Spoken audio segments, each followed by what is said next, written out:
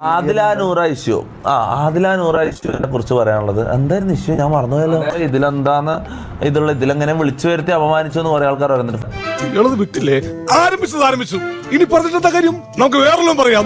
ഫൈസൽക്ക് എന്താണ് അതില് അപമാനിച്ചു എനിക്ക് മനസ്സിലായി. അപ്പൊ അതിൽ ആദില നൂറ് ഉള്ള കാര്യം പുള്ളി ഓർത്തില്ല. പുള്ളിയുടെ അറിവോടെ അല്ല അവരവിടെ വന്നതെന്ന് പറയും. അതൊക്കെ നാട്ടുകാർക്ക് അറിയാവുന്ന കാര്യം അല്ലേ. പെട്ടെന്ന് പുള്ളി ചിലപ്പം ഈ ആദില നൂറിനെ കണ്ടപ്പോ പുള്ളി പെട്ടെന്ന് ഞെട്ടി. പക്ഷെ സ്റ്റിൽ ഡിസ്റെസ്പെക്ട് ചെയ്യാണ്ട് കൈ കൊടുത്ത്, ഞാൻ ആ വീഡിയോ ആണ്, കൈ കൊടുത്ത് ചിരിച്ചോണ്ട് അവരെ സ്വീകരിച്ചു. മനസ്സിലാച്ചു. പെണ്ണായതുകൊണ്ടാണോ ഞാനിതൊക്കെ ചെയ്തതെന്ന് ചന്നനോട് ചോദിക്കേ. എന്നാലല്ല, ആണായിരുന്നാലും ഞാൻ തന്നെ ചെയ്യുള്ളൂ. എന്താ കാരണം? മനുഷ്യത്വം. അവരുമായിട്ട് ഇയാൾക്ക് വിയോജിപ്പുണ്ടെങ്കിൽ പോലും ഇയാൾ കൈ കൊടുത്ത് ചിരിച്ചോണ്ട് സ്വീകരിച്ചു. പിന്നെന്താ ഞാനിതൊക്കെ ചെയ്യാൻ കാരണം? എന്റെ മനുഷ്യത്വം, വേറെ മനുഷ്യത്വം സ്വീകരിച്ചു. മനസ്സിലായി. അവിടെ മൊത്തം അവരെ ചുറ്റി കാണിച്ചു, അവരെ നന്നായിട്ട് ട്രീറ്റ് ചെയ്തിട്ടാണ് പുള്ളി തിരിച്ചു വിട്ടത്.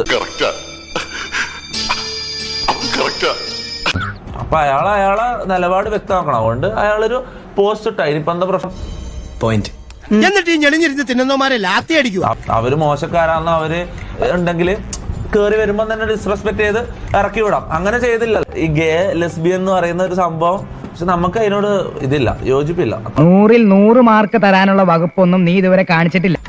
ഫൈസൽക്കാക്ക് അവരോട് യോജിപ്പില്ല. അയാളെ നിലപാട് അയാളെ വ്യക്തമാക്കി. അതിനെന്താ പ്രശ്നം? പേഴ്സണൽ കാര്യങ്ങളൊന്നും ഇവിടെ എടുത്ത് വലിച്ചിടാത്ത, അല്ലെങ്കിൽ ഓരോ വീട്ടുകാരെ കുറിച്ച് കുറെ കഥകൾ, കുറെ കാര്യങ്ങൾ.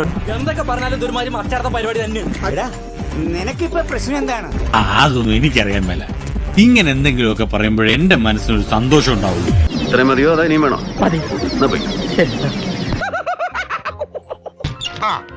കിട്ടേണ്ടതൊക്കെ കിട്ടിയല്ലോ, സമാധാനമായല്ലോ. ഇനി സ്വസ്ഥമായിട്ട് വണ്ടി ഈ റോഡിൽ പോട്ടെ.